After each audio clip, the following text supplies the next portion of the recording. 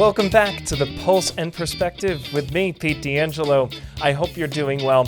I did take a week off, and my timing could not have been better because there's so much that happened in the 2 weeks since we last delivered our update. So today you're going to get part one. Tomorrow you'll get part two. For our Radio Free Montclair listeners, you get it all in one dose Friday morning. So here we go. We're about to catch up on quite a bit that has moved the market, shifted things, and now we also have some evidence of some shifts. So what are we going to be looking at today in particular? First, we're going to be looking at the housing market. We're going to take a look at the mortgage interest rates, what seems to be transpiring there and giving us a look at what's going to happen. And also, the second part, I'll give you a little teaser. We're going to talk more about the inflation bottleneck. And I think a very good argument that could be made right now that we're not going to see inflation improve until the Fed actually lowers their interest rate. And I'm feeling more and more confident about that as time is going on, but I'm saving that for the second part. So starting off, today we're going to talk about mortgage rates, the borrower trends that seem to be developing now, and then the existing home sales data that was released. We got the May existing home sales data from the National Association of Realtors. So we're going to take a look at some of that information as well. How are we doing? Well, we're doing good. We're doing the best that we've seen in quite a while. Mortgage rates on average now have dipped below the 6.8% mark, which is quite a bit of improvement. They've been staying range bound. They haven't been shifting around a whole ton. But this improvement down below 6.8%, and it depends. There's variety in the survey of interest rates across different lenders right now. But for the most part, the average, I think, is at 6.81%, with a lot of lenders still quoting below that. This is showing quite a bit of significant improvement compared to 6.95% from the week prior. But the good news here is the volatility is remaining a little bit lower. And that's going to create stability. When we have stability, we have better interest rates for the most part. It's not so much about having lower interest rates. It's just about having stable rates so that people's budget can be managed accordingly and the real estate market could progress in a way that has actual regular rhythm to it. When the mortgage rates fluctuate, buyers get in and out of the market. So as they stabilize, buyers stay in the market. More on that later. For historical context here, with mortgage interest rates, they're still elevated compared to that 3 to 4% range that we saw, pre-pandemic. But we talked about this before. That is unrealistic to expect. That was in direct response of an extraordinary time in our economy and in our nation's history. So that 3 to 4% range, I kind of throw out the value of that reference point. What we have is looking since the pandemic to now, a little bit lower, lower range than we've seen in recent months, at least how 2025 started off. So this is good timing because this is squarely the summer market now we're entering. And the summer market is not just temperature hot, but also very hot for purposes of real estate transactions.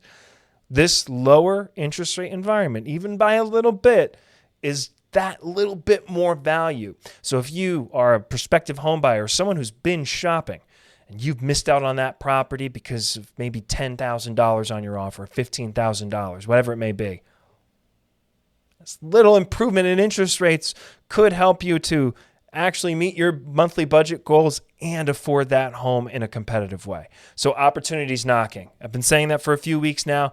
This is proof positive, and it's right there in the interest rates for us. What does the borrower activity look like, though? Actually, from the data from the Mortgage Bankers Association, the survey through June 20th showed that the overall applications rose 1.1% week over week. And that's seasonally adjusted, but that's showing improvement because there was a little bit of a withdrawal of activity on the mortgage applications. Why is that important? If you're a real estate professional or prospective home buyer, that means more competition possibly coming into the marketplace. Refinance applications did jump up a little bit. People who had rates locked above 7%, the difference between 6.9 and 6.8 could mean, with a stable market, you could buy down your interest rate and get an even lower rate. So when you see the average going down to 6.8, maybe you have access to lower interest rates where there's even more cost savings. So that resulted in a 3% bump up in refinance applications. That's good. People are able to save some money that way. Purchase applications fell 0.4%, reflecting still, affordability constraints, which is a concern that a lot of people have if they have concerns about their job, potential job loss, or potential life changes that, while things are very uncertain, could make people withdraw. So that's understandable. The average contract rate for a 30-year fixed-rate mortgage ticked up to 6.88%. This is going back. When we're quoting the average mortgage rates being offered, those are the average mortgage rates currently being offered. When we are looking at the applications with locked in and offered interest rates, that means they're further along in the process and maybe they're purchasing. That data gets reflected later. So we're looking back a little bit. So we're seeing improvement. The average purchase loan dropped to $436,300. So that's the lowest since January of 2025. That could be indicative of people generating more savings and putting more down payment. Could be an indication that in the marketplace right now, more people are downsizing and putting extra money toward the new home. So that pushed our average loan size down. Once we start seeing the average mortgage rate for 30 years fixed, going to those points, that's going to incite some demand for refinance activity.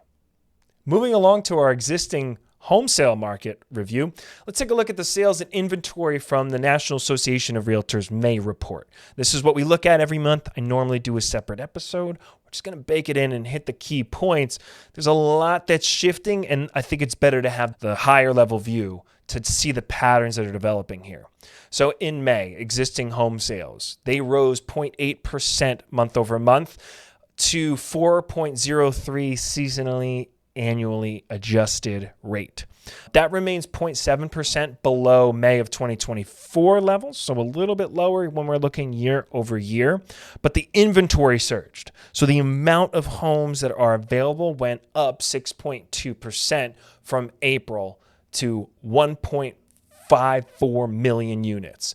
That's equating to 4.6 months supply, and that's the highest level since June of 2020. This means that the market is squarely moving into a more balanced market. In some markets, it is squarely a buyer's market now. We've reached that point. We're looking at national figures here, national trends. When we're talking about New Jersey, where I'm situated, and the Northeast, different story. Here, still pretty competitive, though there is softening happening. The pricing component for this. The median existing home sales price for May of 2025 recorded $422,800.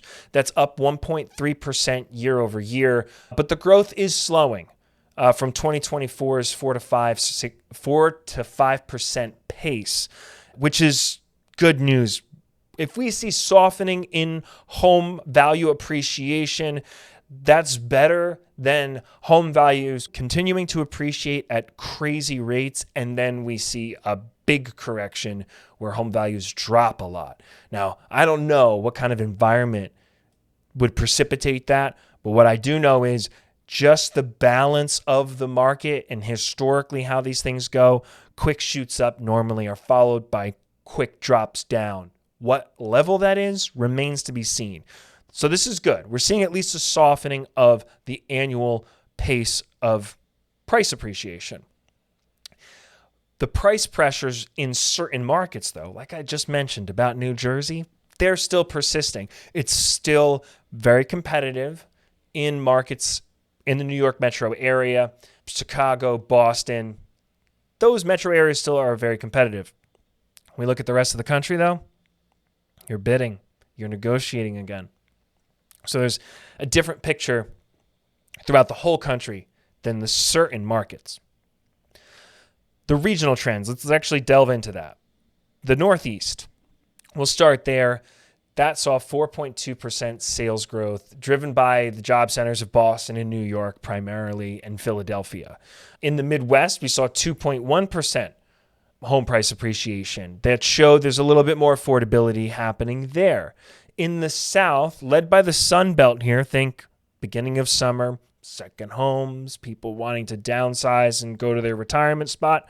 Now may be the time for that move. While the Sun Belt in the South saw 1.7% price appreciation. And the highlight cities there are Atlanta and Charlotte.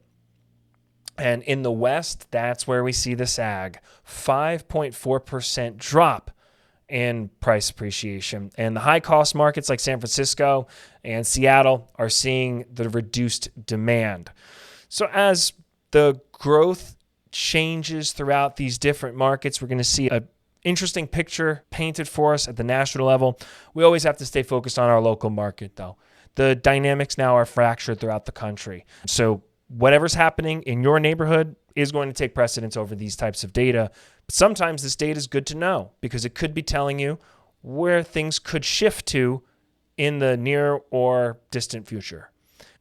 With that said, there's also the element of new construction, which obviously inventory has been the problem. Some would say, well, then we need to build more. Some would say, well, we could build more, or we can just create an environment where there's going to be more inventory available. So we're going to talk about the building side of things. Housing starts and permits. May housing starts fell 9.8% month over month to 1.256 million seasonally and annually adjusted rate, the lowest since June of 2020. So notice the same dynamic happened here. Home inventory for existing homes has reached our peak that we've seen since June of 2020. Now our building, construction, new permits, that has dropped to the lowest point since June of 2020. This is a combination of, in other markets, a market slowdown. So you're not getting as much bang for your buck on the new construction builds. And then in the markets that are super hot, there's really not room to build. So new construction is an interesting element of this market. We're seeing that it's working exactly conversely to how the existing home sales information is being presented to us. I think that when we look year over year, the starts are down 12.4%. This is akin to what we saw right after 2008, but this is a very different market. You're going to probably hear in the news people talking about that comparison. In my opinion, almost not even worth talking about because this market's so very different and it's a way different environment than 2008. So summarizing that, new construction builds are starting to see a big slowdown when we compare year over year. It does make sense. There are certain pockets where it's still, more appealing to builders. But for the most part, I think that the increase in the amount of sellers now throughout the whole country and this new balancing in the market, people need to see how this is going to actually play out. I give a huge credit. I'm going to take a moment as we're wrapping up part 1 of today's episode. I want to give huge credit to the real estate professionals out there who have been staying consistent for the families and the clients that they serve over the past few years. Because as we've talked about week in, week out, how much these markets change, how much there's volatility in the interest rates and the affordability. We rewind like 6 months ago, we were talking about how to navigate being the absolute most competitive buyer that you can be in this marketplace. And now you still want to be the most competitive buyer, but that looks so different. And the real estate professionals out there have had to manage that and also manage pricing.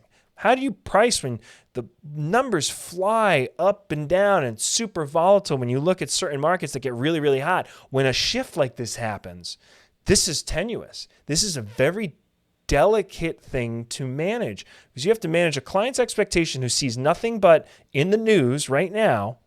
You see nothing but home values keep going up. And then as soon as you hear that home values are going down, that's when people get off the fence. They're like, no, let me sell my house now. Maybe that ship sailed. That could be the environment we're in certain markets in the country right now. So if you've been in contact, now This is general message. If you've been in contact with a real estate professional and they've reached out to you about potentially buying or listing your home, have a conversation, because now is a good time to get those ducks in a row, because the opportunity may not be as lucrative as we move forward. I'm going to leave it there for today. We're going to get episode 2 out tomorrow for our Radio Free Montclair listeners. You're getting both episodes right now. But if there's anything that you'd like me to highlight or anything you'd like me to deep dive into beyond what was shared today, please feel free to reach out.